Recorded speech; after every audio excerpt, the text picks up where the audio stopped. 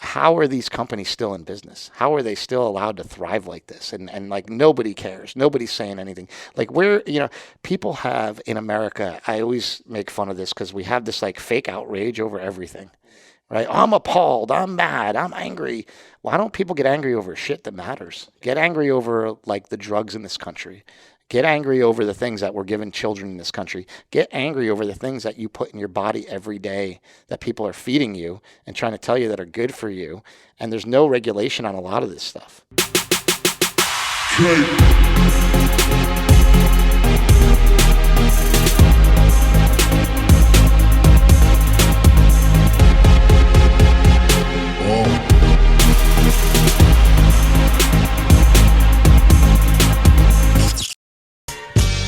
Kind of an interesting thought experiment.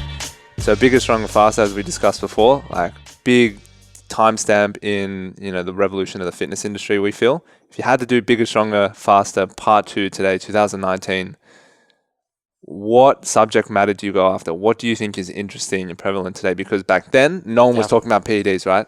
But now your brother talks about it all the time. Been caught yet. Yeah, there's like a really chemist Instagram guy who just talks about different cycles. Like it's all out there. Yeah. What do you think is the next PED conversation that people aren't having? So the next conversation that people aren't having might be SARMs as far as like performance enhancing drugs go. And to some people that are in the bodybuilding community, like Dr. Tony Huge, who lives up here in Sacramento too, that might be old news to somebody like him. They've just made a documentary about him, and they talk a little bit about SARMs, but what they never got into was actually what SARMs do and how effective they are. So as far as performance enhancing drugs go, I would say SARMs are probably like the next thing that'll be up and coming. They'll be talked about for a couple of years, and then they'll probably drift away and go away, and something new will come out. But I don't think that you can beat what's going on now with nutrition. I think, and Mark and I are making a documentary. It started out where we were going to call the documentary The War on Carbs. A lot of people know us as being sort of like this anti-carb crusaders, but what I am is an anti-obesity crusader. People have been too fat for too long, carrying around too much disease, and I'm part of it. And I'm just as guilty as everybody else. And I will be damned if I ever go back to that life again, just like my sobriety. I don't want to go back to where I was. I was in a negative, bad situation with drugs and alcohol. I got myself in a negative, bad situation with food. And I think that so many other people have got themselves in a bad situation with food. Mine also manifested itself physically, where I had double hip replacement surgery at 35 years old. And people will tell me it's not because of what you ate. And I will say back to them, how do you know? You don't know what I ate. I used to eat like shit. And the other thing is that there is a lot of evidence that a lot of this inflammation over time causes a lot of pain.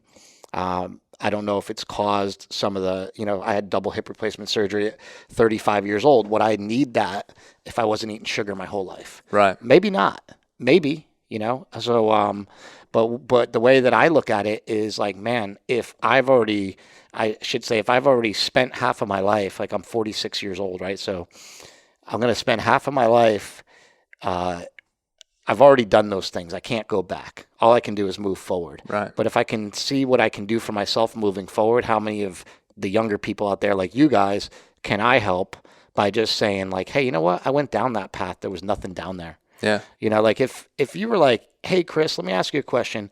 I want to try powerlifting. I want to try competing in powerlifting, and I'm going to do this. I'm going to take these drugs. I'm going to do this, that. I'm going to do this exercise.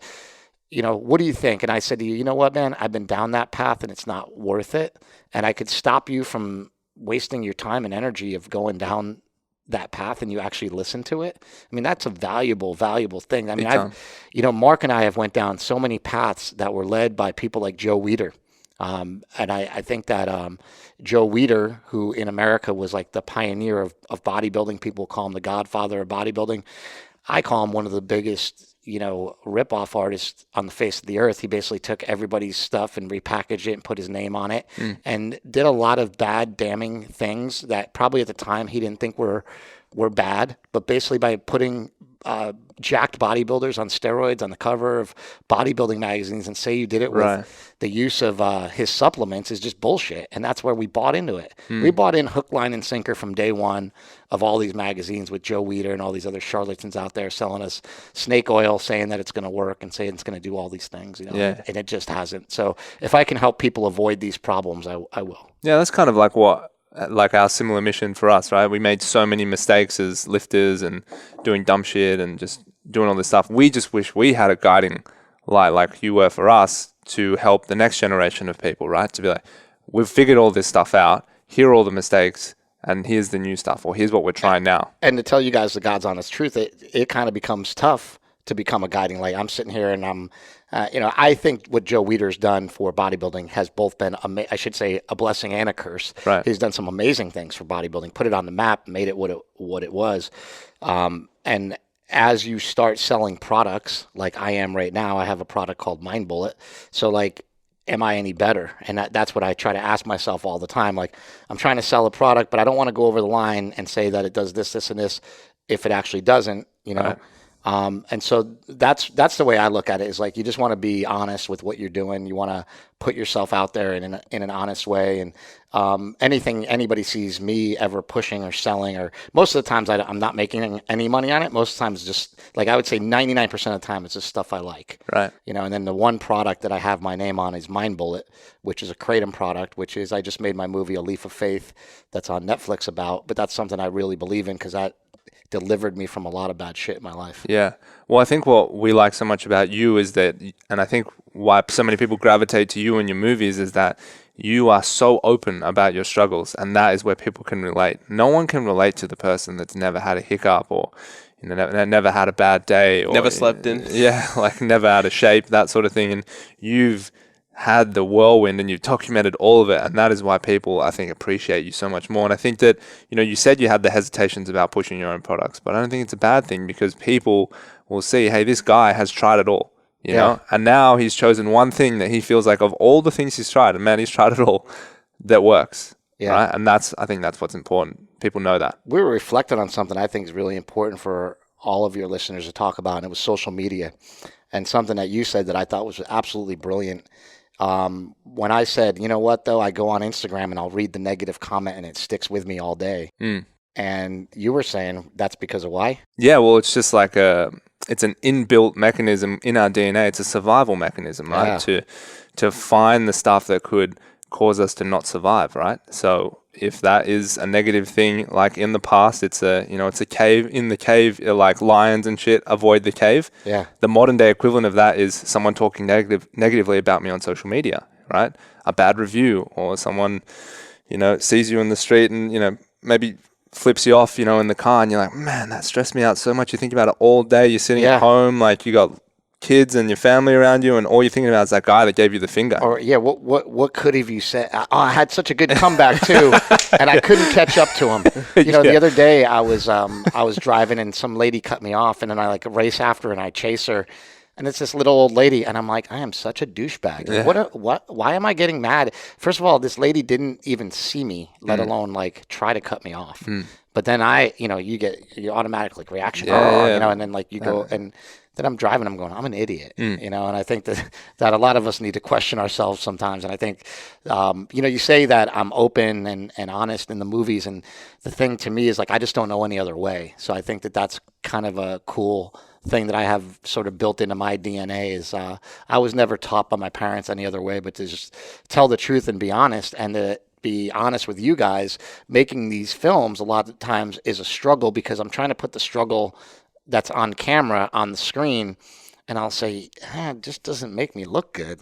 Like, man, I look at every shot in the movie, and there's a shot in it's hilarious. There's a shot in Bigger, Stronger, Faster where like my girlfriend at the time had given me like these underwear, and they were orange, and I'm wearing them I'm like, I can't wear wearing like these bright orange underwear in the movie, and I'm in a doctor's office, like I can't be wearing those, and it's like, and my crew talks me out of stuff. Trust me, leave it in there, it'll be funny. People will comment on it 10 years from now, and I'm like, people will still be commenting on the shit that I said, somebody's going to comment on that. Right. And it kind of drives me crazy, but also like it gives you these little things to go, oh, I'll look for that in the movie, or I'll look for that in the movie, or whatever. But I just feel like the more the more my crew, the people around me that have worked on my movies have like taught me to let go of myself. And this morning I was at an AA meeting. Going into an AA meeting and speaking, it's like the worst. It's like you walk in there and all you're there to do is tell people how you're not that great. That's like all you're there for. And by you telling people that you're not that great, it helps them feel okay about themselves. Right. It's kind of what it is. Right. But it's also like one of the most beautiful shared experience that human beings can ever have. And I think about this all the time. I say, man, if I could bring this into the gym, and I think this might be part of some of the stuff we bring into our new movie.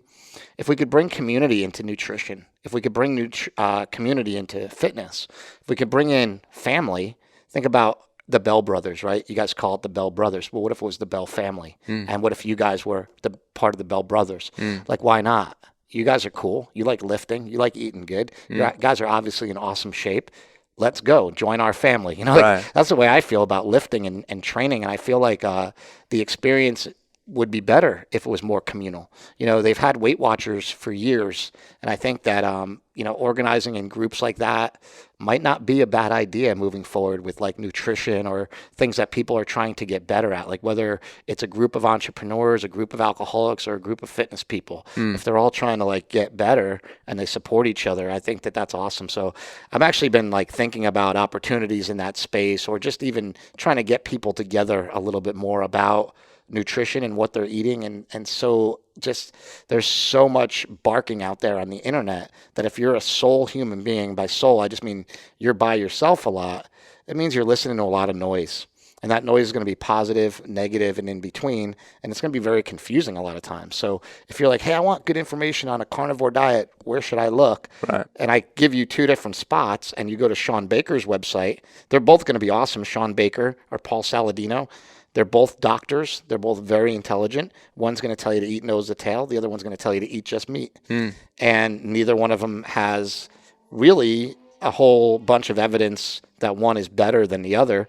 They just have evidence that these both help a lot of people, right? Right. So, but by getting everybody talking the same language, I think we come up with a lot more similarities rather than disparities and differences. And even when you look at a group of carnivores and you compare them to a group of vegans, they have more in common than they do opposite. They like to eat good.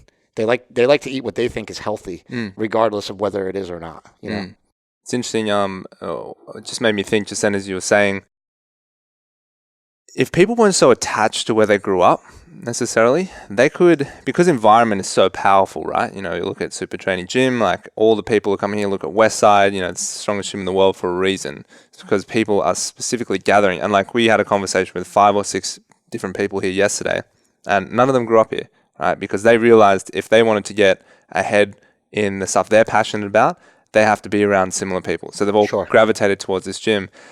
And it kind of only works in America at the moment, I feel, because, it is so different city to city, state to state. Yeah. And I'm like, but what if we did that on a global scale? Like, what if people in Australia were just like, you know what? I want to be the best powerlifter in the world. There's really not that many good ones in Australia. I'm just going to get up. I'm just going to go to super training. Like, what if that wasn't even a thing? Now there's like so much logistical stuff, green cards and living here and jobs and all that stuff, which is like a barrier. But if you think we can hire everybody, we got room for everybody. Come on. I reckon it's just like if at some point in the future those barriers may not exist. They could be worse. I don't know which way the world's going to go. Those barriers barely exist anymore. Mark had a contest a couple of years ago. He was giving away his Escalade to people who designed a commercial for him. Okay. He's like, hey, enter this contest, you can win my car.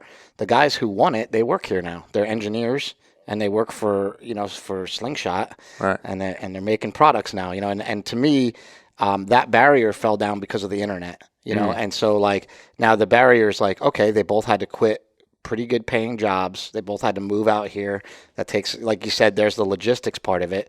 But the bigger logistics part of it was like 10 years ago, you would never get a job like that. Like just off of like, yeah, I saw a contest on the internet. And people would be like, the actual communication is that barrier is gone. Yeah, the barrier of being able to get, like you guys, like this podcast could potentially go out to anybody in the entire world. So if you guys did a fantastic job on a podcast, or you did something that was like revolutionary, or somebody dropped like an interview that they never said this stuff to anybody before, and you're the first person to, like, you never know where it can go, and those possibilities are unlimited. And we hear the story every day. My friend Melissa, she was a waitress in a diner, I think 2 years ago. She was out of shape. She lived in Brooklyn. She had a kid. She thought her life was over. And then she started getting in shape. Then she started getting in awesome shape. And then she got a call from Kim Kardashian, who saw her on the internet and said, "I want you to be my trainer. You seem like you have a lot of spunk and pizzazz, and you seem awesome. I love your personality. I just love everything about you." Wow. She's Kim Kardashian's trainer. She was on the Titan Games. Wow. To me, like, those barriers are dropping, and they almost don't exist anymore. Yeah. You can get discovered anywhere. I have a friend of mine whose son is from Australia. Yeah. And his name is Cody Simpson, and he's got super famous off of singing on YouTube. Yeah, I know him. Yeah. Got super famous off of being a 12-year-old kid that was on YouTube. Yeah. And now he's like 20 or something. But, So how do you feel like that has been a bit of the case as well because when Bigger, Stronger, Fast came out, there was no Netflix. But now with Netflix, we can get access to your movies in a way different environment. We were talking about how do we get Bigger, Stronger, Faster? In a legal environment. I'm pretty sure we torrented it. Well, you know what drives me crazy? I shouldn't say drives me crazy. It's just like, because other people didn't have, Steven Spielberg didn't have Netflix, and these other guys didn't have it as a weapon.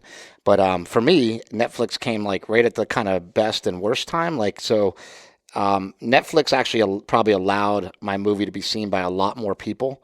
However, had the movie come out like a couple years later, I think it would have been way more popular because way more people would have had it. So when Bigger, Stronger, Faster was on Netflix, they were still shipping out DVDs. Right. You'd had to get the DVD in the mail, and then you get it and get all excited and go. I mean, I remember I rented Bigger, Stronger, Faster from Netflix, and they mailed it to me, and I was so excited because I could watch my own movie again, and that's how I had to watch it for a while. Wait, hold on. What? Netflix sent you your movie? Well, Netflix, they used to send you DVDs in the mail.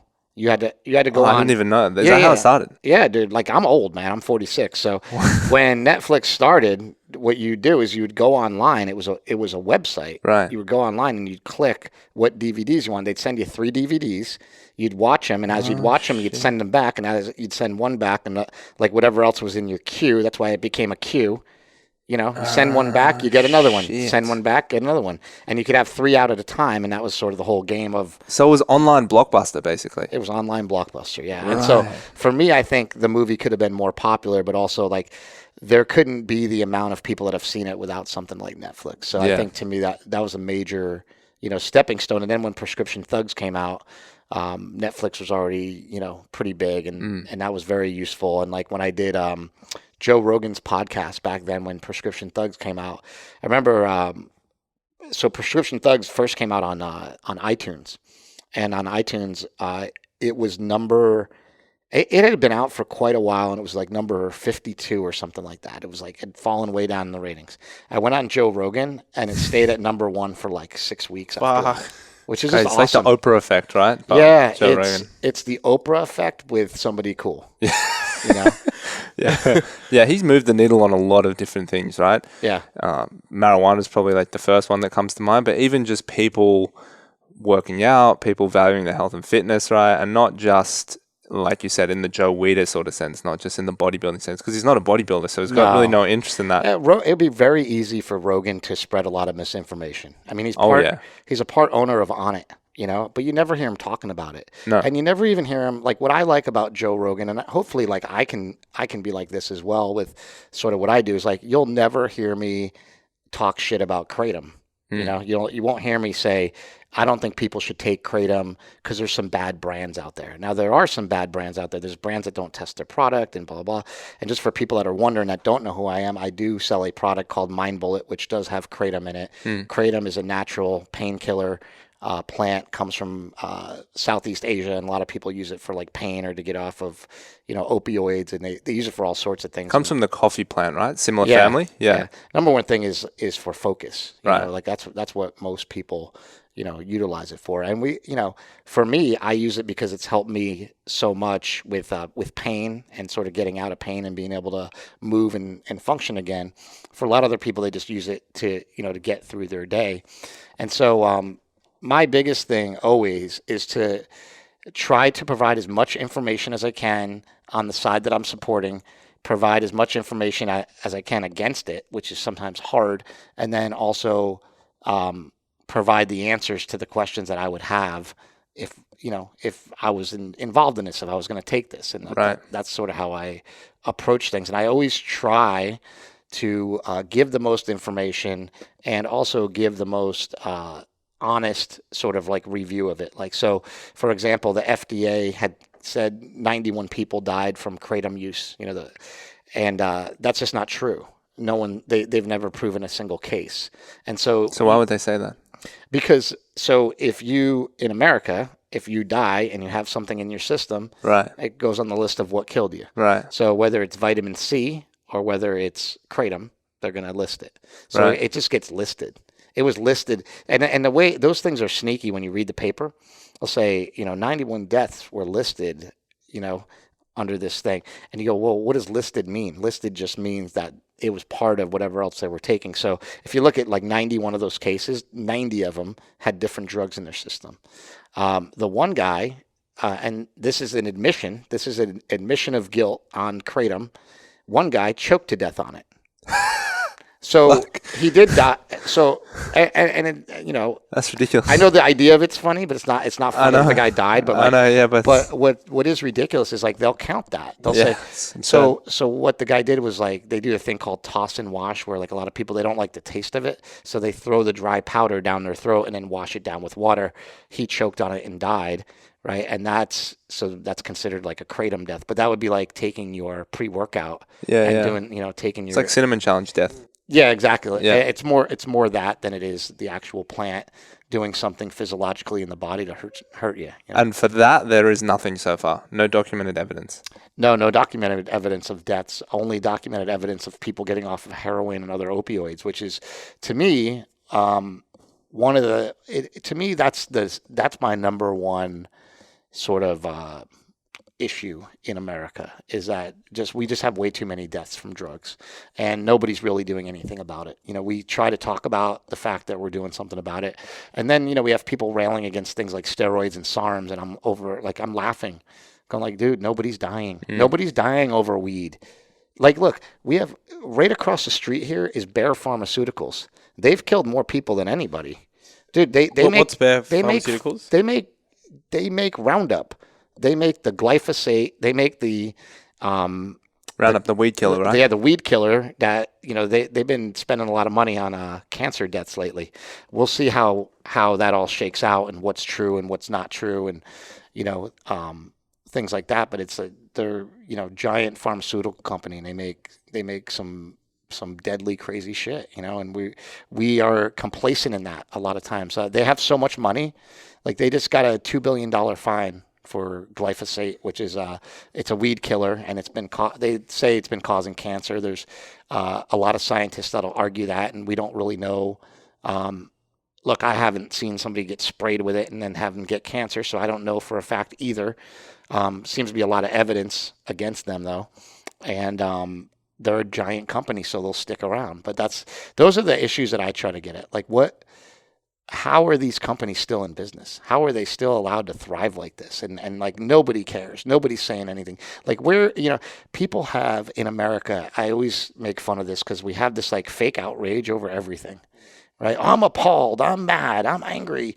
Why don't people get angry over shit that matters? Get angry over like the drugs in this country. Get angry over the things that we're giving children in this country. Get angry over the things that you put in your body every day that people are feeding you and trying to tell you that are good for you. And there's no regulation on a lot of this stuff. Well, what's sad is when like we see it from afar, right? Because those drugs don't really affect us in the way that you do. Yeah. So that happens for America. Like, I mean, I assume we have access to some of those things, but the addiction is just not there. Like the epidemic is just not there. So like when we watch it, a lot of the exposure is through the media and like Netflix documentaries, your stuff. And it seems like a lot of it is just like the corruption. It's like certain money gets into certain hands in certain places, and that's just not going to change unless they can swap that money out with something else. What's heroin like in Australia? That's basically non-existent. There was an epidemic in the 90s, yeah. Okay, so basically non-existent, Yeah. right?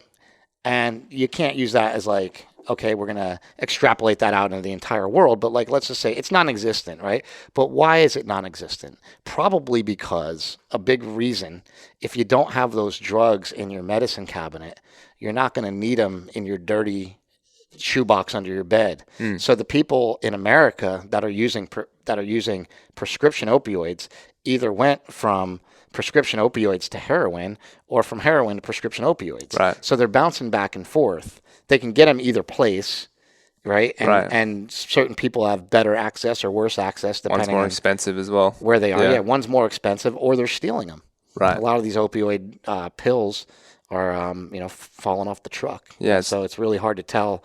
But I think that the epidemic here has come from such a supported use of these in hospitals and other places. It's that white coat, right? Someone that it's a thing you're supposed to trust.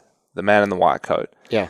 And it's just the trust isn't there anymore. It's like the truth is, like, a lot of these people, even though they're trained extremely well, they're not trained in everything. So I think if you went around and talked to a bunch of people in America and asked them that exact question, like, hey, would you take this? Probably a lot of, like, just give them a pill, any pill. Would you just take this? Most people would say, no, I don't even know what it is, right? Most people.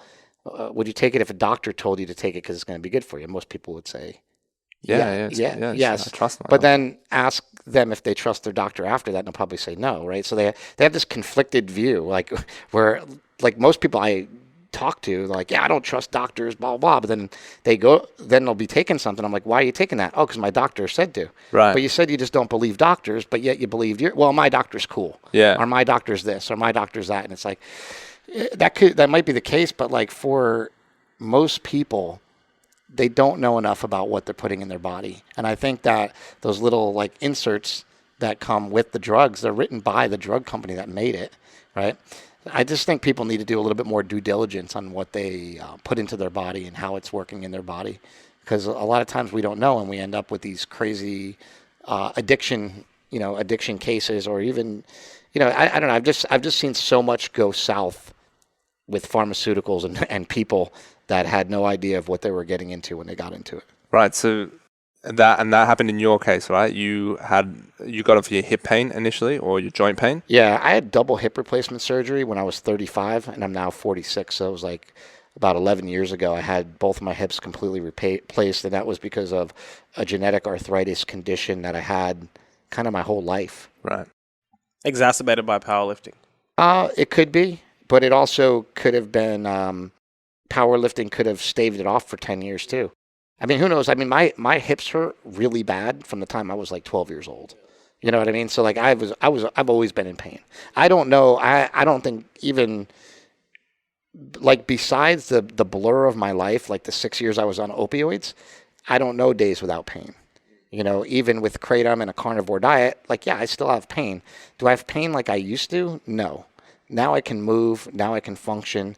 Now I can do these other things that but but definitely always uncomfortable. Like I definitely always have something going on, right? Something bothering me. So to me, it's a constant struggle and a fight every day to be out of pain. I would say I do almost everything I can to get out of pain. I mean, there's obviously like some other things that just become like challenging, like, and some things we don't know. Like, for example, and this makes me really upset, and we were talking about Joe Weider before, but way beyond Joe Weider is like our medical industry, We talk about things like PRP. People go, oh, did you get PRP in your knee? Did you get hydrolonic acid shots? Yeah. Did you get stem cells? First of all, like all these things are really, really, really expensive. Yeah. Secondly, there is zero proof that any of that shit works. Yeah. Including PRP, right? And yeah, I have people swear up and down that it works. But then when I talk to the doctors that have gone through all the meta-analysis and studies, they say, yeah, it works equal to or better or slightly better than a sham surgery.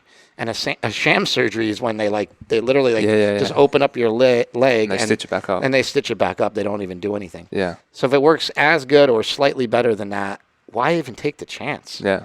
You're like, man, it's placebo. Yeah, and some of them work worse. Yeah. So I think that like when we're looking at things like that about medication, pain, all these things. You have to look at like what are the outcomes of these? You know, what works, what doesn't, what makes you feel good, what doesn't. For me, it was finding something like Kratom as a painkiller that would allow me to get enough pain killing in the beginning. Like, so when I wake up in the morning between like, we usually get up pretty early and train. So we're usually here at like 4:30 in the morning. If we're here at 4:30 in the morning, that means like I'll get up at 4, take some Kratom. By the time, 4:30 rolls around and we're in here working out, I already feel good. By 5:30, I feel great. By 6:30, we're done. We're done and we're out of here. And then, like, yeah, I might be, limping around all day or in pain during the day, but the hard part's over. The lifting part's over. So I just try to get, like, the lifting out of the way in the morning. And that's also self-protective so that I don't have to take Kratom all day. Like, my goal is not to be taking pills all day to feel good. My goal is to get in the gym, do the little amount, do it the least amount I can to sort of make gains, and then get out and live my life. Yeah. And is there any particular fear about taking Kratom like 2 times, 3 times in a day, or is it just like a general, given all your life experience, taking pills all day is not what you want to be doing? Yeah, given my experience, I would say. I don't think that Kratom particularly does anything negative besides maybe give you a dry mouth. But I have seen people get addicted to it. I have seen people become dependent on it. And whenever I see that, it's always the same thing. It's always people taking way too much. I'm literally taking, like, I take a pretty good amount, and they'll take 3 to 5 times the amount that I take. And what's a pretty good amount? We're not really supposed to discuss dosages specifically, but I would say like a normal dose, like you guys never took it before. If you took a gram of it, you'd probably feel great. So for me to feel great, I need to take about 5 grams of it, which would be like 6 to 7 capsules, maybe, right? It kind of sounds people like are taking 5 times that amount. Oh yeah. 25 capsules. Oh yeah. Holy shit. In a day though, right? So like, yeah, but in a day, still a lot. Some people pop like 10 at a time or whatever, and I'll pop like, I've done it, up to that level. But there's people that are doing that. If you do it once during the day, you'll probably feel great for about 4 or 5 hours. But if you do it twice or 3 times during the day, you're going to kind of feel great all day. The problem is when you do that for like 6 weeks, then you need it 3 times a day. But I've taken it 1 time a day for 3 years, and I feel great every day. And I feel like the magical powers of it would wear off if I was to abuse it.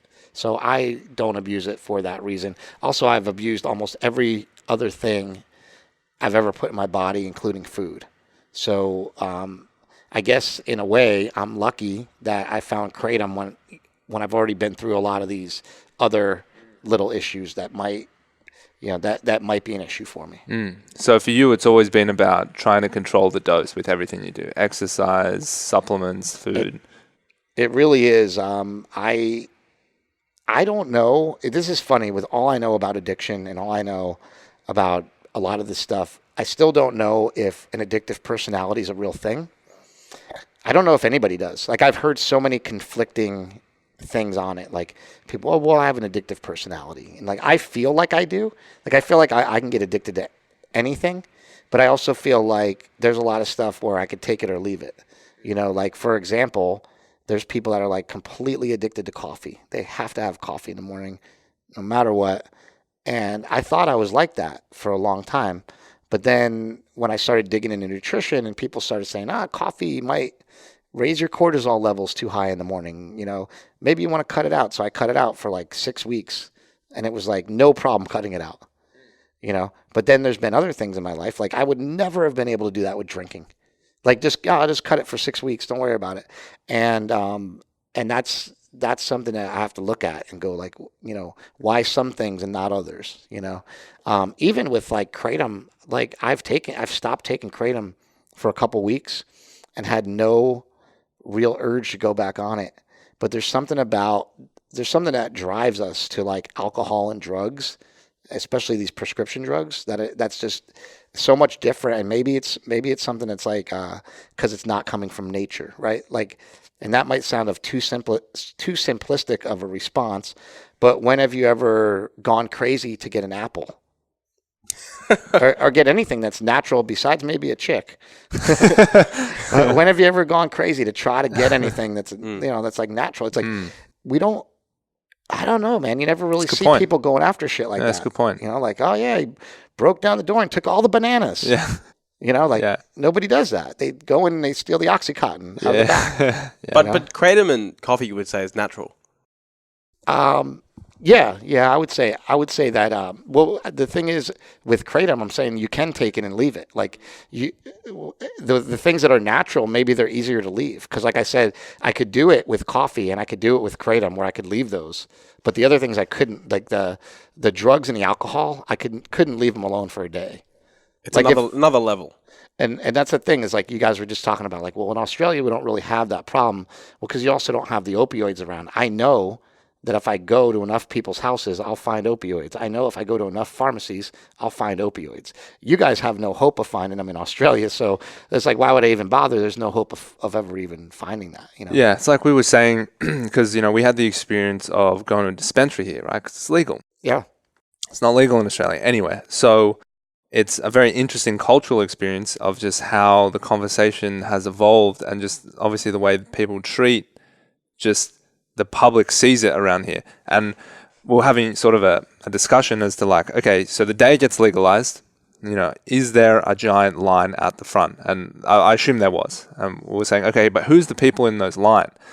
And how come they're in that line? How come they just didn't try it the first time? Or how come, from their mates when they were younger? Or how come, if they really did want to try it that bad, how have they just not had access to it? It seems like it's just really easy. It's like a very accessible drug, even though it's not necessarily legal. Like, you can go say, doc, I got anxiety, so I really need that card, and it's just a one-off time, and then you can just get as much access to it as you need. Or you probably know someone that has done that, so you could just be like, hey bro, I know you do this, like, you've talked about weed before, can I just like try some? But how come, like, it took the day for it to be legal? I don't know. Psilocybin mushrooms are making those legal here. Yeah, Colorado just passed it. Those help a lot of people with depression, anxiety. I've never tried them because I don't really know where to get them. I don't hang out with a lot of people that do drugs. The people that did do drugs that I knew were all like prescription drug addicts. So that's a different group, right? Like, it's different. You got to go to the hippies to get the psilocybin mushrooms, right? Yeah. And I do know some people that use that kind of stuff, but I'm really fascinated in it. Interestingly enough, I said I have all these other like little looming addictions to like little things, and I feel like psilocybin mushrooms and some of these other things like ibogaine might be able to break some of these addictions and really help me. Some of these things that are natural, they might help. I do get depressed. I do have fight with depression and anxiety also, and so like if these things can help me with that, I would be totally down to try it. But I want to try it when I know it's like legit. I want to know how to do it. You know what I mean? Like, and so I think maybe the dispensary thing that you guys were talking about, like, maybe it just comes from that. Like, there's just something more comforting about, like, if you do walk into, I should say here, if you want customer service in America, don't call the phone company. Don't go to a gas station. Don't go to Walmart. If you want the best customer service in the entire world, walk into a dispensary. You will meet the nicest people. They'll help you with everything. It's just such a different atmosphere, like altogether. Like the whole dispensary experience is like pleasant, And I just find that to be so interesting. Whereas like this was demonized so bad, for so long. Yet like this is my mom went to the dispensary with me. We went to get her CBD oil, and I brought her into the dispensary and like was like, hey, how you doing? My mom's like, everybody's so nice in there, and The problem is that the CBD oil didn't really do anything. I don't think it does. Right. And that's but CBD doesn't do anything, or you mean the oil, like the intake method? I don't think CBD oil works at all. Really? I don't think it does anything. I thought there were studies on it about. I think it does for cancer and stuff. I think it helps with seizures. So I think they'll find some sort of anti-seizure mechanism in it. That we see the videos with the dogs and we see the videos with the babies that they're convulsing, and then they give them some CBD and they calm down. I've been in intense pain for a really long time. I've taken 3,000 milligrams, and I know people are going to say I'm full of shit, but I have I have the bottle to prove it. I took a whole 3,000 milligram bottle of CBD oil to see if it would help my pain, and it didn't do a goddamn thing. So to me, I'm like, like on to the next thing. And it's funny because as I was making this, I've had, when I say this, I'm serious that I've had at least 6 offers to do documentaries about CBD, where people are like, "Here's the money, dude, go do it." I'm like, I don't think it works. and they're like, because these people they'll keep calling you, like, "Hey, bro, you want to make this movie with me? You want to do this?" No. I'm not convinced yet. You tried it one time? CBD? Yeah. Oh no, I've tried it at least 100 times. Oh shit. At least. It's never made a dent at all. I've tried it for like a year. Wow. Yeah. That made no difference. I don't think so.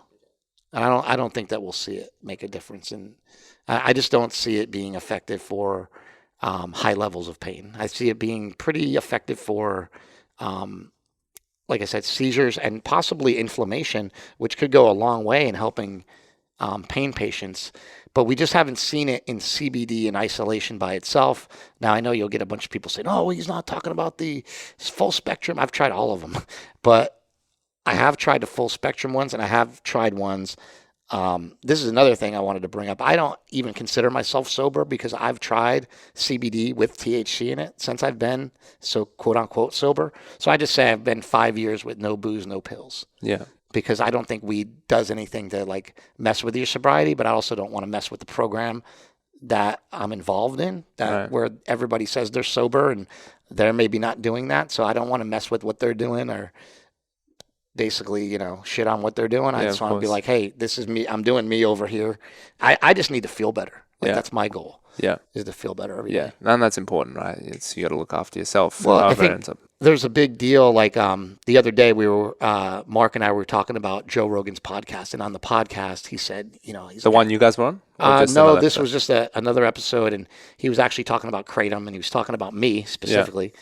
He's like, "Yeah, my friend takes he takes like a bunch of it," and he wasn't necessarily specifically talking about me in this instance, but he was like, "I have friends that take a lot of it. One of my friends takes a lot, like he takes a good amount. So I tried to take the amount that he said he takes, and I got high, right? So because he got high, he's basically saying that like I'm not sober, which I can agree with. Like, okay, it got you high. You don't think that I'm sober because you think that I got high. However, I need to share with everybody that I didn't get high from it. And just because one person got, like, he should know, if anybody, just because one person got high with it doesn't mean somebody else will. Yeah, of course. Right? So, like, when I take it, I don't get high. I just feel good. Yeah. And so there's semantics there. Yeah. But there, but like I said, I have used, like, THC also. And I think THC with CBD with Kratom works really, really well for pain. For pain. Yeah, but I do think it works on different mechanisms where you're not feeling the pain because you're slightly high. Right. That's my opinion. Does Kratom affect your mental health? Like you mentioned, depression, anxiety. If you're going through a bout where you're feeling, either end of the spectrum, more anxious or more depressed, and you take a dose of Kratom, does it help relieve those symptoms? Or yeah, for most people, it will help with those. It'll help tremendously with those. Also, I think people need to know that I'm not always like pushing Kratom. Like for the most part, my main thing is when people ask me like, "Hey, I have anxiety," or "Hey, I have depression," my very first thing is, "What are you eating?" That's what I ask everybody, and I'm just a filmmaker too. So it's kind of funny because people come to me every day for advice. No one's ever asked me advice on how to make a movie, really. Maybe like 3 or 4 people, but honestly, people come to me with like medical questions, like, "Hey man, hey bro, my back hurts. What do I do?" I'm like, why doesn't anybody ask me how to focus a lens? Like it's like I never get to ask those questions. The questions I get asked are like, I'm in pain, or I need to get off drugs, or I need this, because the content of the movie is what's really touching the person, not right. Not my credentials. Yeah. And they figured, well, he must have interviewed somebody that knows. Yeah, of course. But speaking of that, I want to know, is there any moments where you've lost like some serious footage, or you had a moment in filmmaking where you're like, I fucked this up so badly? Yeah, a lot of them. One where I actually, some things where I lost some footage. Just one of the things that I should just tell everybody is like, if you ever want to make movies, if you guys obviously have like media going on already, every one of these tapes, every one of these drives, every one of these things should be labeled and libraried and stored. Because one day you're going to say to him, hey, let's make a documentary. Remember we did this podcast for 10 years? It'll be 10 years from now. Remember we did that podcast and we did it for a long time. We interviewed everybody and we have all the footage. And remember I interviewed Chris Bell, but now he's over here doing this. Like, holy shit, we still have the interview of him from 10 years ago. Well, where'd it go? Well, I don't know. Where'd you put it? I don't know. Like, that's how all my shit is. And all my shit should be labeled and detailed, and I should own it all also. Right. So these are mistakes that I'm telling everybody that I've made that they shouldn't make moving forward. Own all your own media. Keep all your own media. Don't partner with other people if you don't have to. Don't give other people your footage. Don't let other people be responsible for your footage. If somebody's responsible for your footage and it gets lost, you lost it. They didn't lose it. Even if they threw it out the window, you lost it because you gave it to them. At least always have a backup of it. You know, you guys were talking about having a hard drive that you can't lose, and I'm like, well, you should maybe just back it up on Dropbox. There's other options for things now. There is a point in Bigger, Stronger, Faster where I really thought I screwed up. One of the things, actually, one of these days might go back and find some of this footage and pull it out. But basically, I did the interview with the congressman who kind of didn't really know what anything was, what any of the laws were surrounding steroids. And after I did that interview, I walked out of the congressional building in Washington, D.C., and I was all frustrated. And I had like a suit and tie on. Like, I remember I took my tie off and I threw it on the ground, and I was like all pissed. And my producer was like, why are you so mad? I'm like, this idiot is a congressman in the United States Congress, and he has no idea what's going on. And we just wasted a whole trip across the country to interview him, and he's basically has nothing to say. And my producer's like, and you're mad about it? Like, why are you so upset? I'm like, I'm pissed because like I spent like 3 hours last night going over all these questions. This guy wanted all these questions. He wanted them all written down. He wanted to know what I was going to ask him. Then I asked him all the questions and he couldn't answer anything. My producer's like, that might be the single greatest interview I've ever seen in any documentary. And I was like, what are you talking about? And he's like, trust me. And so I was like, all right, whatever. And then we went back to L.A. I went back to L.A. and my other producer, Kurt, he had edited Bowling for Columbine and Fahrenheit 9/11. And he's like, this is gold. This is magic. I'm like, what's magic? Like, the guy didn't answer anything. Like, yeah, we're going to use it.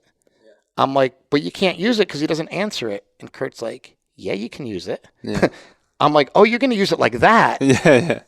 And he's like, yeah, I'm going to use it like that. Yeah. Like, and as soon as he said it, I got it. Like, oh, we're going to use it to show he doesn't know what he's talking about. So I think sometimes the point of telling that story is sometimes when you think you make a mistake, it might be your biggest piece of gold.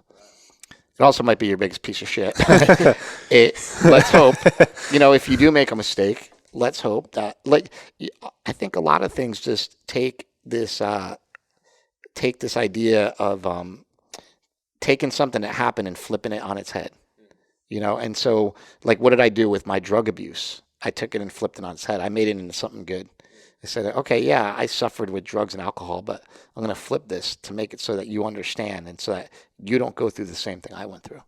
I think that's really important. Yeah. Well, you mentioned earlier, it's like, doesn't feel like it's ever going to be enough, like the success or the next movie or that sort of thing, which I think is good. Like, you need some ambition, but you also need to be like happy, right, with kind of what you've achieved and where you're at.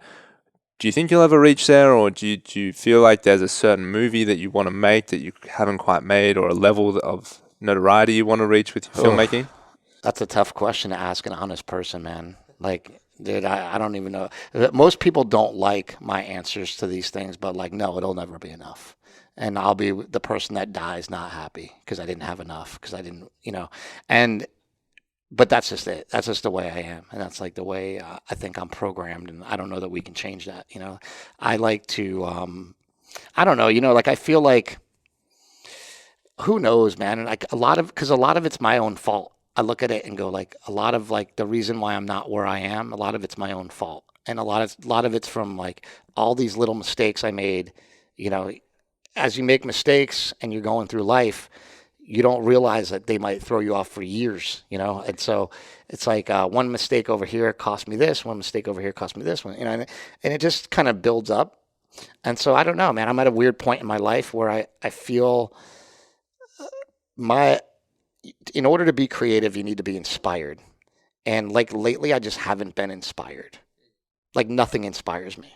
And I don't know if it's a phase I'm going through. I don't know if I think my life is over. I don't know if I think there's no more rocks to overturn. Because like honestly, like I went on a carnivore diet and I figured out nutrition. I'm like, I don't like it's kind of like the Matrix. I'm like, I don't need nutrition anymore. If I eat steak, I get in great shape and it's pretty easy, you know. And so like I don't know what it is, and I don't know. It could just be a phase, but it's almost like every time in every one of these films that I do, I get to a point where I want to like quit or give up, or I don't know like what's coming next, um, and it's difficult because I'm like I said, you have to be inspired to do what I do. And when I found Kratom, I was like really inspired. I was really fired up. I wanted to make that movie. Um, and then I don't know. Also, it's just like it's also like very lonely. You know, it's like I don't have many friends. I don't have a girlfriend. I have nothing. You know, I have my family. That's about it. Um, it's not that I can't have those things. It's like I'm not happy when I do have those things because they take me away from what I really like to do, like making films and stuff like that. But like I said, maybe I need some of those distractions right now. You know what I mean?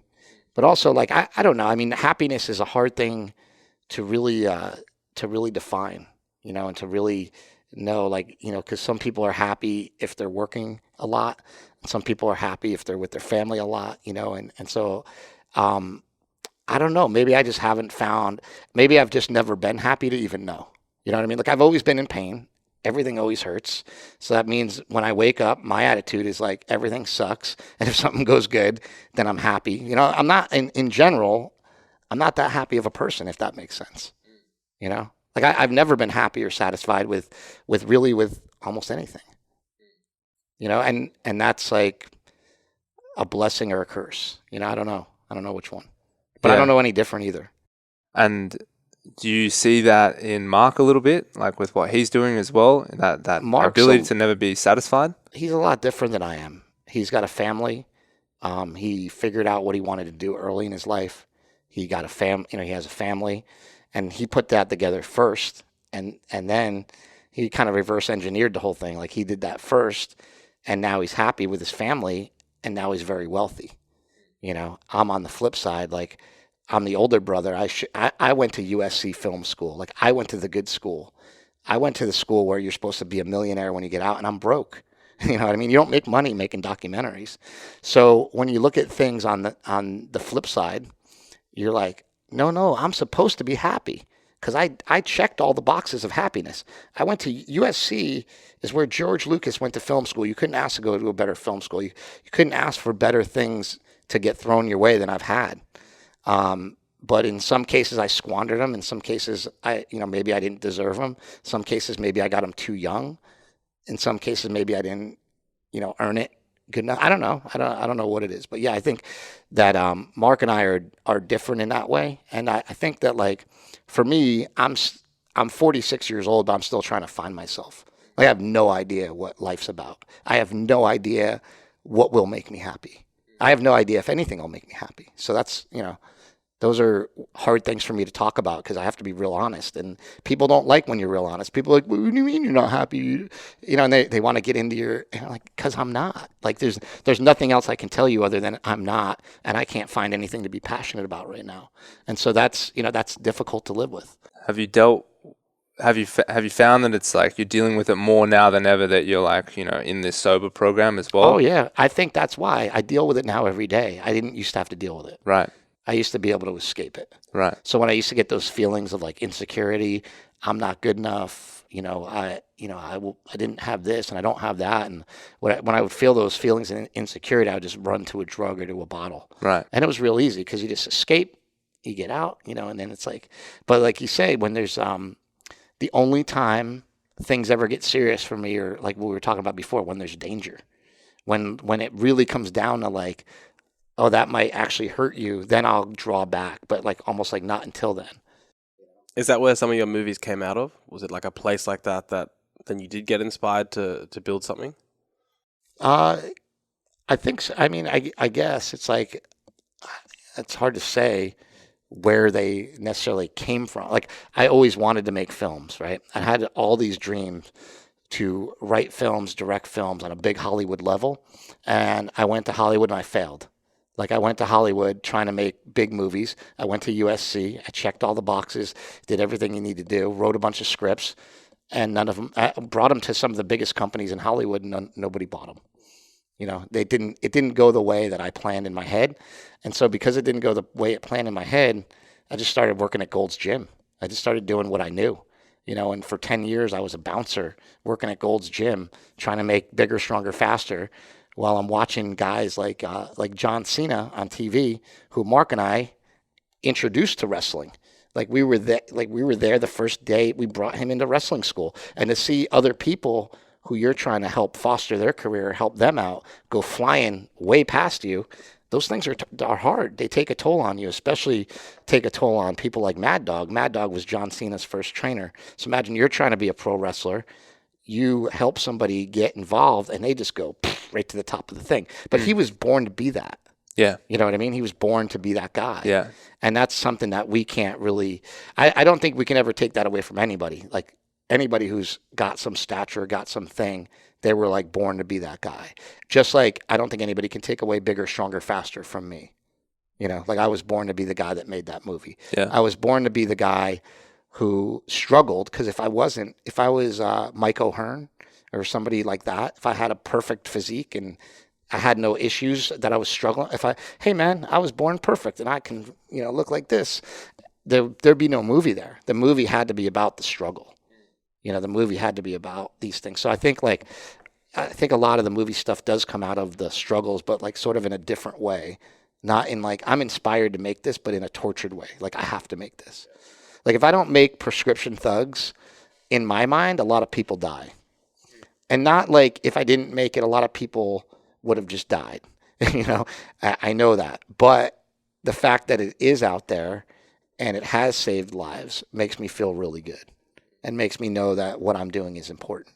And when people watch A Leap of Faith on Netflix and say, you know what, I was drinking last weekend. This week I didn't have one drink because I started taking Kratom and I don't feel like I need it anymore. I'm like, oh, wow, that's fascinating. And that's, to me, that's just something that's like really simple. Like I really pride myself in having very simple things that can help people, like very little simple things. It's like eat meat, drink water, and lift weights. It's like if I can tell you that in an elevator and say, see you later, have a good day. Somebody's like, eat meat, drink water, lift weights, and they just followed those instructions, they would be better for that. You know what I mean? And so to be able to give people, when somebody says like, hey, I have this problem, and you can just go, oh, carnivore diet, right? Like it's so easy to be like, not that one thing's going to cure everything, but having a toolbox of these sort of umbrellas, what I call them, like Kratom. It covers more than one problem, like an umbrella, right? It covers more than one problem. It's more than just a pain medication. It helps people with anxiety, depression, PTSD. A ketogenic diet helps with anxiety. It helps with depression. Helps with all these things. The carnivore diet can help with all sorts of things, from migraines to to just all sorts of joint problems, osteoporosis, like all these things, right? So if you have a couple things in your arsenal that can really help a lot of people, I think that's really valuable. And those are the kind of subject matters I like to bring out in my movies. How do you feel about your transformation with the carnivore diet? I know you mentioned like overall you just never feel happy about things, but what are your thoughts on this transformation? Like it's okay. Okay. So it hits somewhere in the middle. It's mediocre. Yeah. Do you feel like any... I wanted, so part of making this movie is like, I don't think I look good yet. And I don't want to put myself, it's like, that's how crazy I am with this shit. Like I'm like, I'm gonna make a movie and go on diet and look like me. Like who wants to look like that? Like that's what's in my head. Right. That's what catches me up. And do you feel like it's always been that way? Oh yeah. Yeah. Yeah. It'll always be that way. Yeah. It's like, what do you get to a level and go, okay, I'm done now. Well, it's interesting. I think that also the same thing that makes you feel that way might be the reason that you finally end up happy. Yeah. You know what I mean? That you're not going to give up. Like, I think the difference between you and other people is they do accept it, but they do nothing about it.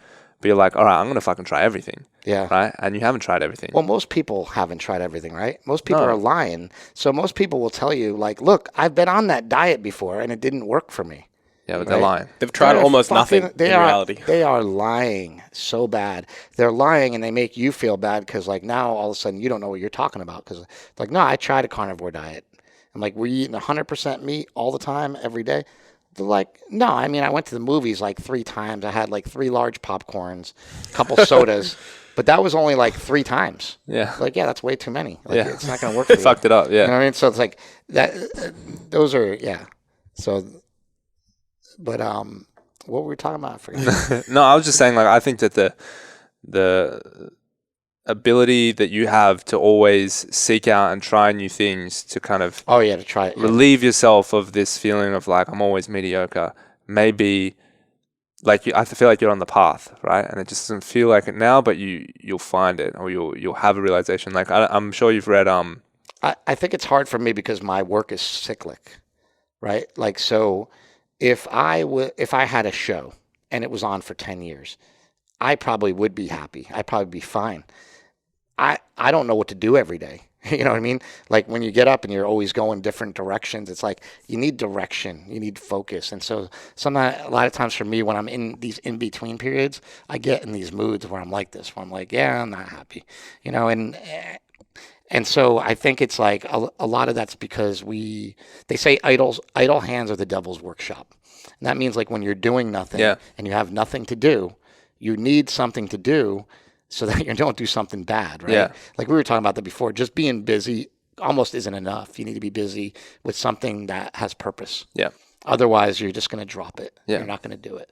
So I think, like, what you guys are saying is right. Like, by going through, like, I need to find what's going to bring me purpose. But the way I'm going to find what brings me purpose is to keep saying, like, okay, yeah, that didn't work. Let's try this. And then eventually we'll find what works and what makes it all tick. Did you read Michael Pollan's book, How to Change Your Mind? Is that the most recent one? Yeah. I haven't read that one, no. Yeah. So, like, he had the Omnivore's Dilemma, I believe, was like his big one. But then he basically started a cultural revolution with psychedelics in this book, right? Because he was just like this guy that basically had no business being in psychedelics, like 60 years old researcher, best-selling author. I know all about him. I've heard him on Rogan and some other podcasts as well. Yeah. And they taught, like, if you read the book, part of the research he uncovered was that a lot of these people that had these experiences on psychedelics, these controlled experiences, still said 10, 15, 20 years, or maybe not 20 years, almost like 10 years later, it was still in the top 3 most profound experiences that they've ever had in their life. Yeah. Like firstborn child, getting married, like, crazy stuff like that. So there's still so much to unlock. Oh, absolutely. That's one of the subjects of a documentary I've been wanting to do. So one of the things I've been wanting to do, a lot of this stuff is like, it's some of this stuff like I want to do. It's just like, man, it takes a lot to do it. So if I wanted to do what I wanted to do about psychedelics, I would need somebody to fund it, and I would need somebody to help me set that up and go. But the way that I would do it would, like, I wanted to make a documentary called Just Say Yes, how the most dangerous drugs in America are curing people, and show how all these so-called dangerous drugs, LSD and Molly and MDMA and, mushrooms and Kratom, all these things are all of a sudden now what people are taking to heal themselves, right? All the shit we were told is bad. Marijuana, all the shit. The shit that we're told is good, like, ibuprofen and Ambien and, what does your doctor give you? When you go to the doctor, what do they give you? A painkiller, it's going to be ibuprofen or Vicodin. Ibuprofen kills your gut microbiome, and Vicodin will kill you, right, if you take too much of it. Things like, if you can't sleep, they'll give you Ambien. If you need to wake up, they'll give you Adderall. They have all these different flavors for whatever, whatever you may need. I don't know where I was going with that. What was I saying before that? We were talking about how hard it is to get the funding for a movie. Oh, yeah. So what I was saying is, like, all the all these drugs that were given by doctors that we're told is good. And we were talking before about like the white lab coat. We'll take that and oh, it's good. But what if we got a bunch of guys in white lab coats talking about MDMA and treatments of ibogaine treatments on people? Like, see, I think a lot of the things that are in me are traumatic from when I was young. And so like what I've learned in rehab was that when you're young and you're told no or don't do that or, whatever, it can have these profound, like lasting effects on you that like we kind of never get rid of. And obviously some things like that are not that traumatic, but there's other things like, violence, abuse, molestation, whatever, right down the line that can affect you in different ways. And I can't recall any specifically like traumatic experience, but they say that you don't really need to in order to like, figure this stuff out about yourself. But what I do know is that like when I was young, I was always very shy and I was always very nervous of everybody. Like I was scared of people. I didn't want to talk to adults. I didn't want to talk to people. And I still think I have. It's funny because like nobody that knows me thinks this, but I'm really shy. Like if I don't know you, I'm not going to talk to you. If I don't know you, I'm not going to like look at you. I'm not going to try to make eye contact. I'm going to try to not talk to you. I'm going to try to hide. When people see me at expos like Chris Bell, it's like I'll turn and run. Not because I don't like you. It's because I don't know how to deal with people. I've always had that in me. And people are like, yeah, but you get on camera and you talk to people and blah, blah. And I think that we all have our safe spaces. And for some weird reason, my safest space I can be is on a camera talking to somebody. I don't know why. I know that sounds completely backwards, but the way that I am in real life is just a lot different than the way I come across in, I think, in my movies. Yeah. Well, I definitely wouldn't have said you were shy, seeing as how you walked in the door first and said hello to us, but maybe you feel like you're nice. Maybe it's the Aussie charm. It's just like safe space. Well, I knew you guys were here to podcast, so Right. I'm like, okay, these are the podcast guys. Go in and say hi. The only guys here under 300 pounds. You're like, Yeah. "Oh, they can't hurt me." Yeah. Yeah, the only guys who don't look like they lift weights. So I don't know, man. You guys look pretty jacked. You both got veins coming out your biceps. Yeah, Yeah, we got a pump. I think that's about all we got going for us. Yeah, we walked in here the other day and I was like, you know what? I think I need to put on a bit more weight, like instantly. Yeah. It's weird though, man. Like for me, lifting and my physique and like all these things they're just like they don't. It doesn't mean that much to me. Like it's not like it's like I love the carnivore diet. I love lifting weights, and I love all that. But I've also seen that it's not that important all the time. It's not important to be the strongest guy. It doesn't matter. It's not important to be the smartest guy. It doesn't really matter. And does it really get you anything? So I think like a lot of times, because we're talking about happiness a lot. A lot of times I think if I could just do this, I'd be happy. If I could just do that, I'd be happy. And I guess I have enough experience searching or trying to find happiness that I know that like no one little thing is just going to make you happy. I think it all combines together. You have to be able to like, put it all together. Yeah. So I think like the fact that you guys are into lifting, you're in good shape, you have a podcast, like you have several things going, which I think is interesting. I think that's what most of us need to distract us enough from life to not think about why we're not happy or whatever. Yeah. And I find the moments when I'm least happy is when I'm not chasing the things that are like, improving the podcast, improving our gyms, helping clients, doing those sort of things. The times when you're standing still, like you're being idle, right? Yeah. That's probably how you feel right now, is like you don't feel like you're working towards that thing that you care about so much. And it could just be because you're being lazy and that's making you unhappy, or because it might not be there and you can't, right? Yeah, it can change day to day too. Like tomorrow I can wake up and be like, all right, let's go. It can change in an hour. Yeah, that's what's so weird about it. And interesting because people will say, I heard you on that podcast and you sound like you're like weren't happy. And I'll be like, no, I'm always like that. I just don't talk about that all the time, right? So it's like it can change day to day and month to month and week to week, but it also there's an underlying feeling, and that might be always there. And then there's your day to day, how that kind of shifts and drifts. You know? Well, I think that hopefully, I think we will see, you're passionate enough about it, seeing something like Mind Bullet really take off, and create, big business out of it and, impact a lot of lives and that sort of thing. can be one of those things that make a big difference, you know? Yeah, like the way I guess maybe this is the way I look at it. I just think I've gotten too beat up in life. Like I've gotten the shit kicked out of me. Like I've started things and like because of what I went through with like addiction and recovery and then, trying to get back on the horse and make a leap of faith after getting out of rehab and, trying to do you get to a point where you get so beat up and then like, for example, like a leap of faith came out on Netflix and I had all these plans for it. I was going to go on all these podcasts. I was going to do all these things. And then the movie came out and our distribution company did not support it at all. The Orchard, they're the company that put it out. They did a terrible job of distributing it. They didn't do one thing that they said. They didn't give me one interview in a magazine. They didn't get me on one podcast. They didn't get me in one newspaper, nothing. I did all of it myself and had to publicize the movie all by myself. And that's not the way it worked on other movies. Like I went with this company, The Orchard, because I thought they were going to be the people that put out the movie in the correct way. You worked with them previously?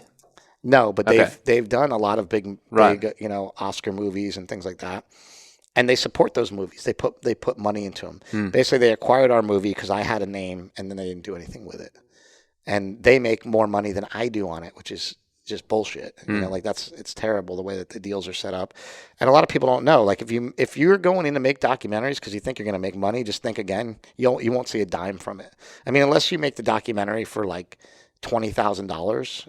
If you make the documentary for under $100,000, you might make money on it. Or if it catches fire, But if you look at a movie like even Bowling for Columbine, made like $100 million, but they had spent like probably $35-40 million marketing the movie. Yeah. You know what I mean? So like marketing. It made money, but like why did it make money? Well, because it had Michael Moore and they marketed the shit out of it, and it was a great film. Yeah. So I think that if people are looking to make money in documentaries, they're probably looking in the wrong spot. It's a passion. And has Netflix, is it a bit like Spotify where, the artists make fuck all money on Spotify? Has Netflix made it worse? No, yeah, it's terrible. They say Netflix is where your movies go to die financially. Yeah. Yeah. Yeah, it is where your movie goes. Because you get the reach, but I guess it's the way the finances work. You get very little kickback when someone watches it. I haven't seen a penny.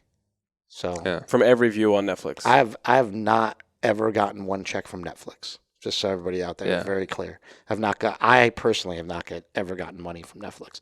People that have gotten money from Netflix have invested money in my movies, and they've got a check. They got a check back from Netflix. But if you look at a movie like A Leap of Faith, and it costs $500,000 to make, and you make back maybe a fifth of that, like that's probably all you get. But what you do get is you get the one thing that money can't buy is that if you're smart and you do things like A Leap of Faith and there's something tied into it like a product, you can be smart about it and you can say, hey, I'm using this to advertise something bigger, And so, for Mark and I, it was an opportunity. We worked with a company called Urban Ice Organics. They're an amazing company. We still work with them on some of our Mind Bullet stuff, and they've been great. They financed the whole movie. I just want to make sure I give them credit. For sure. They're the ones that put the money in, Urban Ice Organics. And Kelly Dunn, he was my executive producer, and he's just a great all-around guy, and he's done a lot to help me and help Kratom get off the ground. And so, Mark and I are just loyal. We stick with people. And so we were saying after the movie came out, it'd be great if we just, made our own kind of thing and put our own, spin on it, because we had different ideas for marketing it. Right. And our idea, just so people are clear, Mind Bullet is basically to Mind Bullet is a state of mind that Mark goes into a lot to get seriously focused. It actually comes from a joke that him and his wife had about his son Jake. When his son Jake was born, he used to, for some reason, go like this and put a trance on people. Like he put his hands up in the air like he was like the Emperor in Star Wars. Yeah. And Mark's like, look, he's shooting his mind bullets again. And that was always like his thing. I think it comes from Jack Black from Tenacious D. Oh yeah. He has a thing about mind bullets or something. So that's where it came from, in case anybody's wondering. But for Mark, the idea of Mind Bullet is to like get inside your head and like launch these ideas out into the world. Yeah. And so we just wanted to put our own spin on it because there's such a bad stigma about Kratom. Right. People think it's so bad. Yeah. I'm like, this isn't bad. This is helping so many people. It's helped so many people not only get off drugs, but just so many people feel better in general. Right. The best comments that I get are from housewives who are like, oh, I got 3 kids and they're the worst. It's like, I'm running around all day, bringing them to Little League, doing this, doing that. My back's killing me. And I use Mind Bullet, and all of a sudden, like, the day could be like 10 times longer. I'd be fine. That's awesome. And when you can hear that from people, you're like, oh, that's amazing. Yeah. And it's kind of the way I feel with it too. It's like, unfortunately, like, I don't want to get stuck into taking it 3-4 times a day, but I might feel better doing that. Yeah. But I don't want to get stuck in those ruts. Yeah. So I'm careful about it. So people that can take it a small amount and they take it a couple times a day usually fare pretty well with it. So I guess final 4 questions. First question is, you've had a lot of interviews in your time. If you could, pick anyone that's alive today that you haven't interviewed yet, who would you choose and why? If I could interview somebody today, Yeah. I would interview Donald Trump. Pretty easy. I would talk to Donald Trump. Now, this is like they're going to give you the correct answers. Yeah. First of all, yeah. it'd be the most watched thing ever. Yeah. Come up, It's like the best documentary of all time. That Well, shit you'd make some money on. come up with some good questions and then keep grilling them, right? Yeah. But I think if you went after Trump with the opioid epidemic and see what does the president of the United States really know about what's going on in his own backyard. Yeah. That's kind of like what I would like to get to, because that's important, right? You're saying like, who would you really like to interview? And it's like, well, if you could interview anybody and get honest answers, there's some people that could help us. Like Richard Sackler, he was the one that started the opioid epidemic. He owned Purdue Pharmaceutical, him and his family. Now, what if we went and we talked to him and found out about like how in depth his family was tied into this opioid epidemic and how much they knew about it? Well, yeah, we could get answers, but the only thing that's going to really happen is he's going to end up in jail. I think if you're gonna have the power as an interviewer to interview someone that's important, you interview the leader of the free world and you ask him every question about every group of people that you feel is important. I think, man, the amount of fun questions you could ask Trump about the way that he talks about people could be amazing. We're all one, we're all the same, and he just tends to put people in groups all the time. And, so I just think like when you're going to put me up to a task of like going to interview somebody, I'm going to interview somebody where the answers matter. Yeah. So for example, a lot of people would say he's probably going to want to talk to Lance Armstrong because he's going to tell, what's Lance Armstrong going to do? He's going to tell me, yeah, I was on the juice and of course I knew about it. That's why I did it. Yeah. And then you go, okay, cool, interview over, I'm out. And then you go talk to Barry Bonds, and he says the same thing. You go talk to the Hulkster, and he says the same thing. You talk to Sylvester Stallone, but hey, I made $70 million on Rambo. Why wouldn't I do it? Like what are you going to get out of these people? Yeah. What is it that you really, really need to know? And I think the things that we really, really need to know, and I don't even think that the president would be the most important. There's probably some gatekeepers that are even more important than the president. I'm not thinking about, like, there's probably, I bet you if you went and interviewed like Joseph Biden and he had to tell you the whole truth and nothing but the truth, the world would probably crumble, because that guy's been in Congress for 50 years. Like he probably knows everything dirty that went down. You know what I'm saying? Like he's got the secret. Why do you think that people like Joseph Biden as our potential president because they actually like him? No, they like him because he's got power. That's the only reason they like him. And so to ask the people like that could give you real answers, I think would be more important than asking somebody who can just give you a simple like yes or no answer, or yes, I did it, no, I didn't do it. So this is the only person in, like 3 or 4 years that's answered this question with the goal to better humanity. Instead, it's a selfish question, essentially. Right? What information do you want to know that you want to find out? You just answer that in a way that was like, I'm doing this to better humanity. That's pretty cool. That's a cool perspective. That's kind of the only way I think, because I just told you, like, nothing's going to make me happy, right? So who am I going to interview that's going to make me happy? Nobody, unless it betters everybody. Nice. Yeah. I think, It's awesome. Yeah. Second question. What is something that you do every day? Hey now. What is something that you do each day that you feel like is essential to the success of the day? I mean, I'm guessing taking mind bullets obviously pretty important. Is there anything else I that you think the do? most important thing I do, way beyond Mind Bullet, and way beyond any of it, is weight training. And I think it's something I've always done, something that's always been stuck with me. Super training gym. This gym, just to give myself a little credit, like this would not exist. The slingshot wouldn't exist. And Mark, being a power lifter, might not even exist. If like that's if you want to ask me like a different question, what am I most proud of? My little brother, for building this kick-ass gym, for giving all these people a job, for providing so much inspiration to people around the world. Like, it's kind of what gets me passionate, I think, because I think this is going to sound so weird, but I think I've always secretly wanted to be him, but not. I think I envision myself as him now when I was a kid.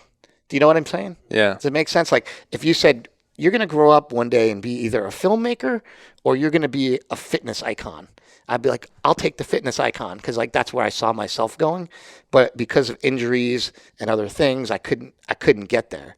And so to like watch Mark get there and also be a part of it, be a part of like helping him get there, like that excites me. That fires me up. So I'd say like just weight training is like in my blood. It's something that I've done every day since I was like 16 years old. There was a point in my life that was the worst point in my life. And the worst point in my life was the 6 years where I was a drug addict and alcoholic. I got up every day and I drank. Guess what I still did during that time? Weight training. Lifted weights. I go to the gym, drunk as a skunk, dude, hammered. You Really? could smell me from across the room. People would tell me, like, dude, I came back from rehab, and people were like, yeah, I heard you were in rehab, and I'm like, yeah, I was, and they're like, man, I was gonna say something because like you'd come in, you'd reek like booze, and you were gonna say something. I almost fucking died. Thanks a lot. Right? Like that's kind of how I feel about people. Like they're like, yeah, and I should say this because your listeners are gonna have friends that they probably see in the same position. If your friend smells like booze every day, say something, please. Because it means that they're dying inside. It means that they're hurting so bad. They don't want to tell anybody. They don't know how to tell anybody. So they're telling you through the outward shit that they're putting out there. Like when I would go to the gym, I was hoping somebody would say something because I needed a reason to go fix myself. But nobody ever gave me a reason, right? And then when I did get sober, it was sort of Mark who was the one that was like, hey, dude, you're messing up. Like, we got to fix it. And when he said it, coming from him, it almost felt like at that very moment, he just switched into being like the older brother, to being the one that had his head on straight and was like, you're going to do this now, and now you're going to get better. And so, and the process of getting better is a process. That's why I'm saying, like, if you interviewed me 5 years ago, before I went to rehab, and asked me about being happy and asked me about all these things, I didn't think of these things in the same way at all. I would be like, yeah, I'm so happy. Every day's great. Blah, blah. I didn't think about things in the same way that I do now. And so what I should say about like being happy, because I don't want people to really think I'm not happy. I want people to know that I'm very humbled. I'm very humbled by, and that's maybe a better word to use. It's not unhappy. It's just humbled. And when you make something like bigger, stronger, faster, and you go out and inspire all these people, when I went to rehab, I felt like I let all those people down. But I don't feel like prescription thugs or anything I've done since has been enough of a redemption. Like, have I redeemed myself yet? I don't know. I don't feel that way yet. Maybe this movie that I'm working on now, maybe that is the redemption. Maybe that's what is closes the chapter, and closes that book and says, this is your bigger, stronger, faster too. But we won't know until we get there. And that's the beauty of it. And somebody told me this the other day, and actually the guy that was just in here, John, he's actually Tony Robbins' business partner. And the guy that was helping you with like your knee and stuff out there? Yeah, with that. Okay. Yeah, he made the X3 bar. And he said, what's so beautiful about your documentaries is the fact that you don't start out with an agenda. You kind of walk in blind and go like, what are we getting ourselves into? And it's true. It's like with Kratom, not only did I not have an agenda, I didn't want to make the movie. Somebody asked me about it and said, would you ever make a movie about this? And I said, no way Why would I make a movie about this stupid plant? What is that? Do you guys really think I would risk my reputation making a movie about a stupid plant? And then 45 minutes later, I'm like, where'd you guys get this stuff? Like my hips don't hurt anymore. And they're like, oh, really? Yeah, that's what we were trying to tell you. And I'm like, so when, you never know where you're going. And I think that is the beauty of making these documentaries. You don't know where you're going to end up, you know? What is something recently that you changed your mind on that for a while you held as a strong belief? There's a couple things there, but one of the main, I think one of the biggest things that I can do to help other people that are listening to this of what I've changed my mind on is calories. I used to be of the mindset that like if you're on I've always been big into keto. I've loved keto. I've loved carnivore for a long time. But I always thought that like, hey, you can eat as many calories as you want on keto. Not really as many. Um, and I had held that belief for so long. So I'm like, yeah, and you can't really eat carbs either. That's another belief that I held strong is like, carbs are bad. And while I haven't seen, it's like, can carbs make you fat? Of course they can. Um, can you eat more calories and get away with it on keto than you can on a normal diet? Yeah, of course you can. Like we've seen it, but it's not that much, and it's because you're satiated. It's because you're full, so you're actually not eating as many calories as you think. So I'd always hold this like dogmatic, like, yeah, calories don't matter, but we've never seen anybody come out of a concentration camp obese. It just doesn't happen, and so that's why I think we need to take a stronger look at everything in nutritional science.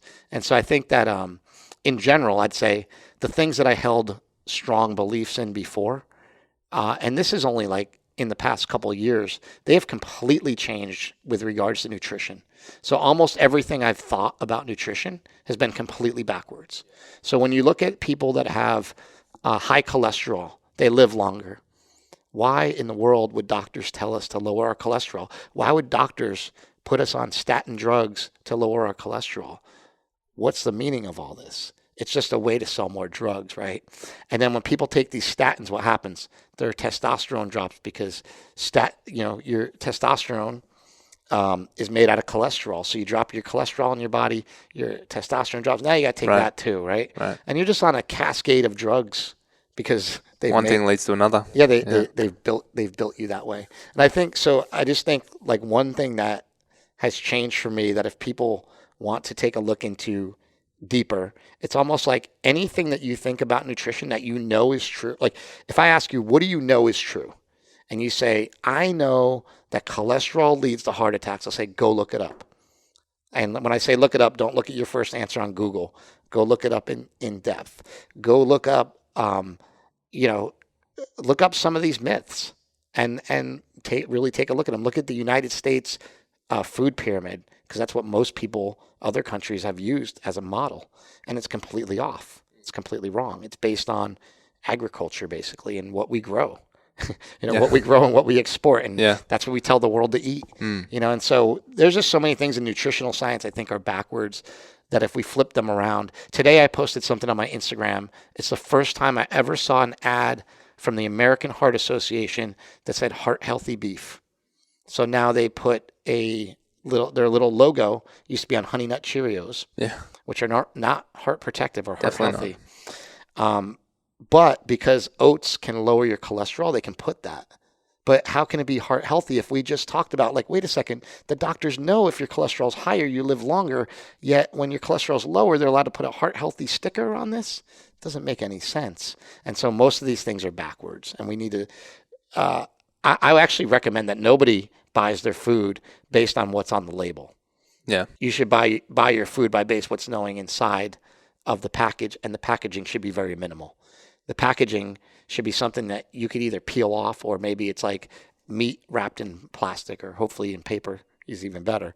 But like, man, we have such a bad food supply, in this country and in every country, It's a good point. I mean, nutritional data, especially in America, the calories and how it's measured and adjusted, it's usually off by somewhere between like 50 to 30%. I've had a lot of From experts a say packet. that. Yeah, from the And it's packet. funny because while I say like calories matter, they do, but that's where they don't matter. Is like they're off so much that you can't make it your whole life, Yeah, it can't be a but you science. have to monitor them so that like it, like if I say to you, did you eat 3,000 calories yesterday or 1,500? And you're like, I couldn't tell you. That doesn't help me as Yeah. somebody trying to help you. So those are the contexts. I mean that. Especially if you're making adjustments in your diet by like 10 to 15%, and then the packets are inaccurate by 10 to 15%, it's going to be tough. You could be shooting yourself in the foot a That's lot. right. And be like, it doesn't work, calories, I'm doing it, it's that. And it's like just labeling issues. People always want to say that they tried something and it didn't work. Mm. I think people, they kind of get off on that. Like, yeah, I did that and it didn't work. And it's Yeah. like they just kind of want All the time. they want to say that. But like, there's certain things that I haven't tried because I don't think they'll work. Like a vegan diet, for example. People say, well, did you try that? And I said, no, because before I even attempted it, you already told me the only way that this is going to work is if you do it right. And there shouldn't be any diet that you have to do right. There should literally be like a list of foods you could eat, and that should be right. You know what I mean? It's like probably the hardest diet to pull off, which makes it like, what's the point? I don't think it's bad.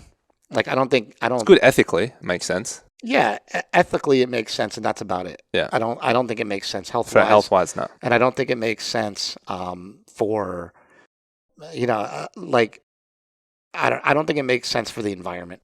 And so a lot of people will say it's environmentally friendly and blah blah blah, but like there's the arguments are so much stronger even on the animal side than on the vegan side that won't even go into it. Yeah.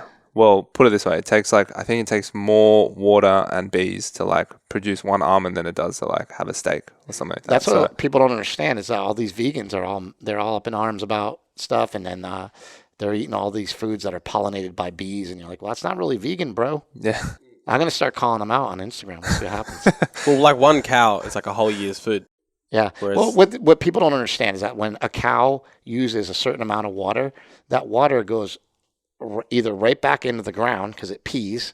Cow doesn't hold all the water in forever, right? Yeah. It takes in, the water, pees it out, takes it in, pees it out. Then we eat it, we pee it out. It's like this water is recycled. It's going over and over. It's not like a one-shot deal. And then the other thing is like with the tailpipe emissions and all these like greenhouse gas things about animals that have been severely inflated, and the people that have done that have come back and said like, hey, we've made mistakes here. So we can see that there's evidence of that. Final thing, do you have a book that you're reading at the moment, or a book that's had a profound impact on you for the listeners that you'd recommend? Yeah, I think the most profound book that I've ever read personally was Body Opus by Dan Duchaine. It's not something I'm currently reading, but that was sort of like my first foray into a ketogenic diet. It's completely crazy. It's from like, so I'm obsessed with Dan Duchaine. I don't know if you know who Dan Duchaine is. I've heard him. But Dan Duchaine was the steroid guru back in the 80s. Right, that's what I know.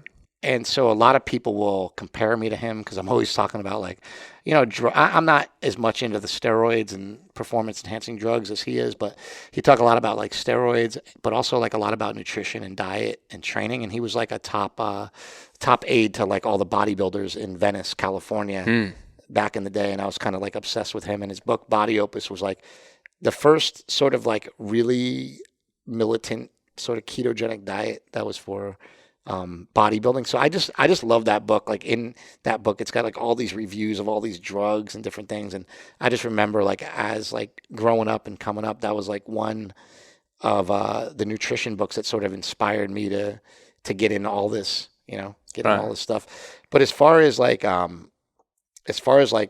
regular books, like something that would inspire a normal person, maybe. I think there's a couple books. Like I think that storytelling is really important. So I think that if people want to be a better storyteller, if they want to make movies, there's a book called Story by Robert McKee. I think it's irreplaceable.